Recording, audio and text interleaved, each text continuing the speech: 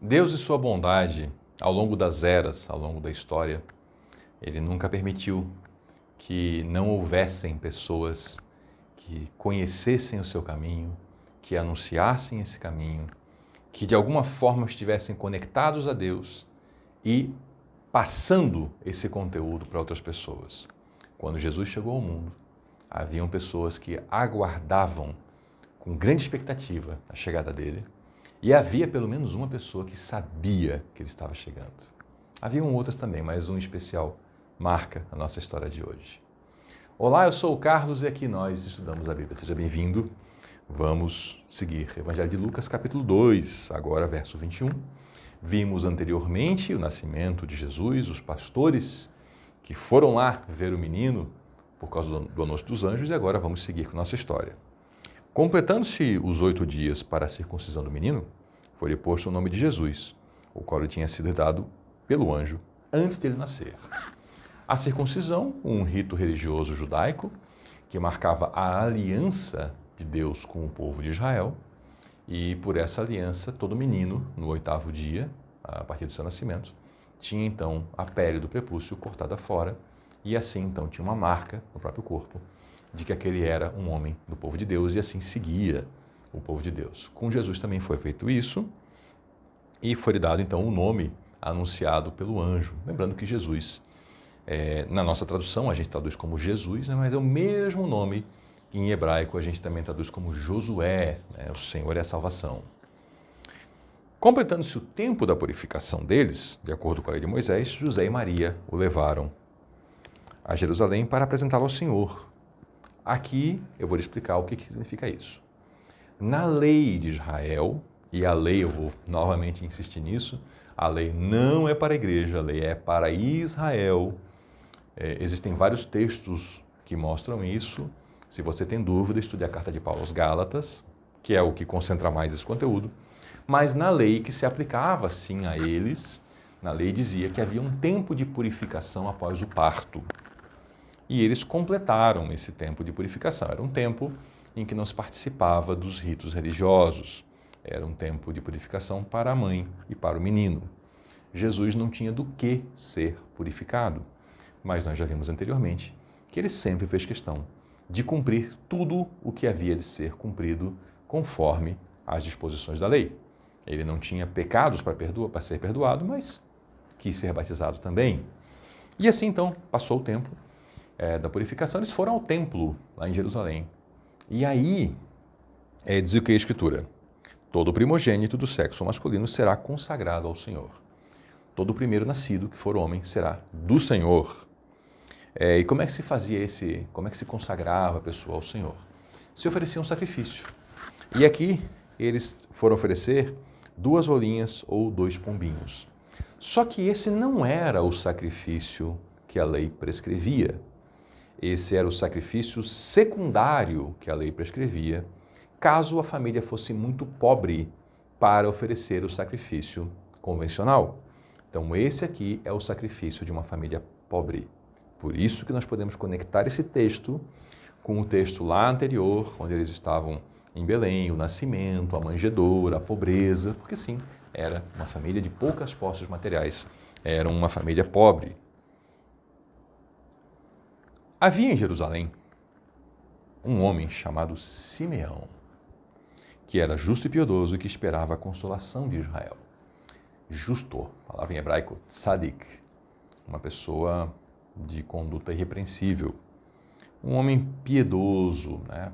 Piedade, característica de ser pio, alguém que busca realmente andar no caminho correto, alguém que busca realizar os atos de justiça. E ele esperava a consolação de Israel. Israel estava sem consolação, Israel estava desolado naquele momento, sem rei, sem Messias, sem governo próprio. E o Espírito Santo estava sobre Simeão. Fora-lhe revelado pelo Espírito Santo que ele não morreria antes de ver o Cristo do Senhor. Então ele tinha essa certeza, essa expectativa. Estava lá um homem de bem, um homem correto, morava em Jerusalém, ou pelo menos estava em Jerusalém naqueles dias, e ele sabia que no seu tempo de vida viria o Messias. Ele tinha essa promessa, ele veria o próprio Cristo. E quando os pais trouxeram o menino para fazerem o que requeria o costume da lei, lá no templo, Simeão, ele foi, então movido pelo Espírito, ele foi ao templo, né? Ele tomou o menino nos braços e louvou a Deus. Aqui é muito interessante a cena, né? Porque Maria e José não conheciam Simeão. Aparece esse homem no templo, pega a criança e começa a falar. E a fala dele é muito, muito boa, curta e muito forte. E que fala muita coisa. Ó soberano. Soberano é aquele que tem autonomia total, é aquele que faz tudo o que quer. Normalmente se chama um rei, né, de soberano, se fala que um país é soberano, soberano mesmo é Deus. Ó soberano, como prometeste, agora podes despedir em paz o teu servo. Mais ou menos assim, já posso morrer. Já vi o que queria ver. Pois os meus olhos já viram a tua salvação, que preparaste à vista de todos os povos. Então a salvação não é só para Israel, ela é à vista de todos os povos, é para ser vista por todo mundo. Luz para a revelação aos gentios, aos que não são do povo de Israel. Então já está aqui, Jesus, menininho, já tem aqui uma palavra dizendo novamente o que já era anunciado no Antigo Testamento. Jesus é para todos os povos. E também para a glória de Israel, teu servo, Israel, teu povo. Muitos cristãos passam os olhos muito rápido sobre esses textos. Quando se fala de Israel, muitos cristãos, ao longo da história, consideraram que Israel era um povo sem Deus, um povo esquecido, um povo sem aliança, um povo sem promessas. Nada mais antibíblico. Israel, teu servo, glória de Israel, teu povo. O povo de Israel ainda é o povo de Israel, sim, o povo de Deus, o povo sobre quem há promessas. Claro que individualmente cada um tem que fazer a sua escolha por Cristo. Mas ainda há muita coisa para acontecer lá naquele país chamado Israel, no Oriente Médio, que envolve a Igreja do Senhor Jesus e que envolve a volta de Jesus. Muitas profecias ainda para ser cumpridas, profecias inclusive do Novo Testamento. Então, Jesus era luz para a revelação aos não-judeus e para a glória de Israel, povo de Deus. O pai e a mãe do menino estavam admirados com o que fora dito a respeito dele. Veja que Maria tinha revelações já. Maria tinha revelações sobre Jesus Cristo. José também tinha. Nesse evangelho não é contado isso, mas nós já estudamos Mateus, Marcos e Lucas, que o próprio José teve revelação também. Então eles sabiam, mas espanta a eles que aquele homem Simeão também soubesse tanta coisa. Ficaram admirados. Simeão os abençoou. Abençoar é falar bem, é dizer coisas boas. Sim, nós temos a bênção dentro do rito religioso, mas a palavra originalmente quer dizer isso. As palavras abençoar e bendizer em português são a mesma palavra, tanto em grego quanto em hebraico, né? Falar bem. Então, ele os abençoou e disse a Maria, mãe de Jesus, aqui é uma palavra especial para ela, esse menino está destinado a causar a queda e o surgimento de muitos em Israel. O que esse menino vai fazer é fazer gente subir e gente cair. Por quê? Porque cada um vai ter que fazer as suas escolhas em relação a Jesus, como até hoje é. E isso faria as pessoas subirem ou caírem. E para ser um sinal de contradição. Por quê? Porque chegou a hora da escolha. Não tem mais como ficar em cima do muro. Agora chegou Jesus. Uma escolha tem que ser feita. Como hoje tem que ser feita uma escolha. De modo que o pensamento de muitos corações será revelado. Pessoas que se diziam religiosas tiveram os pensamentos do seu coração revelados. Por quê? Porque elas tiveram que na prática mostrar se seguiam Jesus ou não.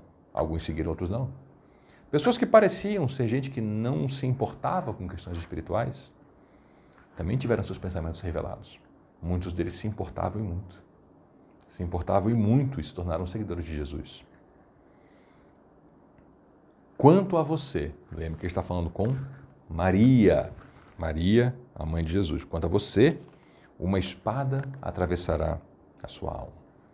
Nós já lemos nos outros evangelhos, Maria estava próxima da cruz. E eu não consigo imaginar a dor de uma mãe. Ver o seu filho amado morto após tortura numa cruz. Então, sim, uma espada atravessou a sua alma. E também estava ali naquele momento uma mulher chamada Ana. É um nome muito antigo também, um nome que aparece já no Antigo Testamento. Ela era filha de um homem chamado Fanuel e era da tribo de Aser. Que tribo que era essa? É uma das 12 tribos de Israel. O povo de Israel era conhecido como o povo das 12 tribos, né? Israel, além de ser o nome dessa nação, é o nome do antepassado, um homem chamado Jacó, a quem foi acrescentado o nome de Israel. E esse homem Jacó teve 12 filhos e uma filha. E cada um desses filhos, os seus descendentes, foram conhecidos como tribo. Então, os filhos, por exemplo, de um homem chamado Judá são a tribo de Judá.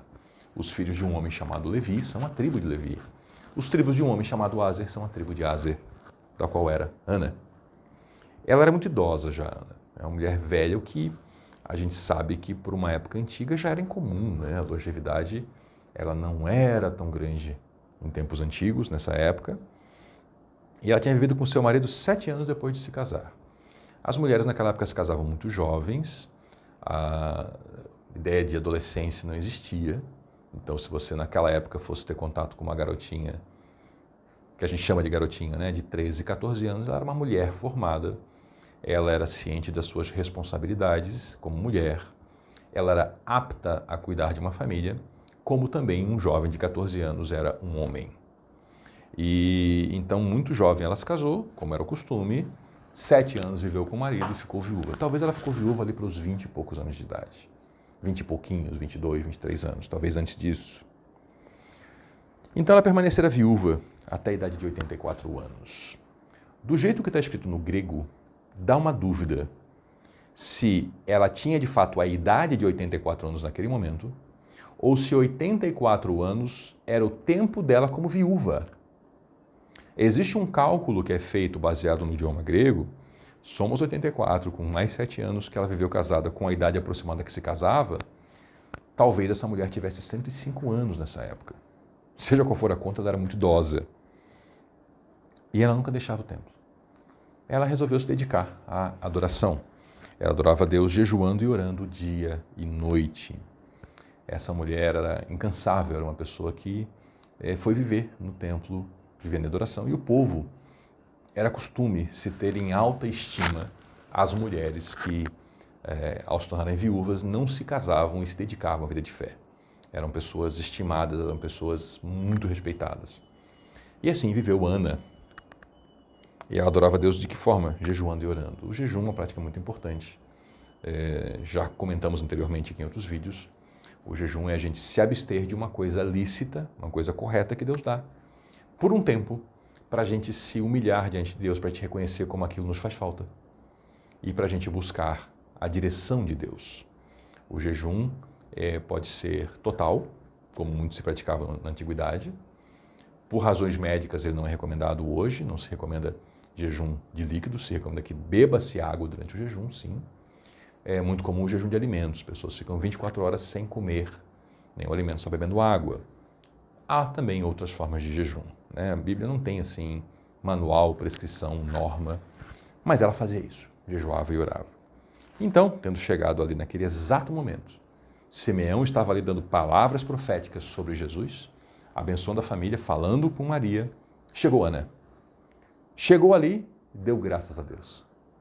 Deu graças a Deus, viu a cena e ela falava a respeito do menino a todos os que esperavam a redenção de Jerusalém. Eu imagino que Ana, sendo uma pessoa que vivia no templo, em adoração, ela conhecia muita gente que tinha a mesma fé que ela tinha. Pessoas que levavam a fé no Deus único como uma coisa séria e não como apenas um rito. Talvez ela conhecesse Simeão, mas o fato é que ela, por viver essa vida ali há muito tempo, ela teria facilidade de saber quem eram os que esperavam a redenção de Israel. E ela falava a todo mundo sobre o menino. Então, depois de terem feito tudo o que era exigido na lei do Senhor, Maria e José com o menino voltaram para a sua própria cidade, Nazaré na Galileia, lá no norte. Lendo outros evangelhos, a gente sabe que essa volta não foi direta, não foi uma viagem de uma caminhada até lá. Eles ainda saíram, passaram um tempo ali em Belém, ali houve a tentativa de assassinato contra Jesus, as crianças foram assassinadas, Eles fugiram para o Egito, passou tempo, voltaram e aí foram para Nazaré. Foi uma viagem longa. Mas Lucas só nos relata isso. Eles encerraram aquele tempo no sul e foram seguir a vida no norte. O menino crescia e se fortalecia. Jesus, 100% Deus, 100% homem ao mesmo tempo. Então ele teve um desenvolvimento normal. Vejam que Deus não veio à Terra e se materializou imediatamente como um homem adulto. Não. Ele veio na barriga de Maria, ali houve uma gestação, houve um parto normal, houve então um crescer do menino, cumprindo todos os ritos e atos normais da vida, e o menino crescia e se fortalecia, como tem que ser com qualquer criança. E ele estava o quê? Enchendo-se de sabedoria e a graça de Deus estava sobre ele. Isso é um detalhe curioso. Jesus, enquanto crescia, à medida que o processo de crescimento físico dele avançava, ele prosseguia se enchendo de sabedoria. E a graça de Deus estava com ele. Nós voltaremos no próximo vídeo. Vamos ver um outro episódio aqui um pouquinho mais à frente na infância de Jesus.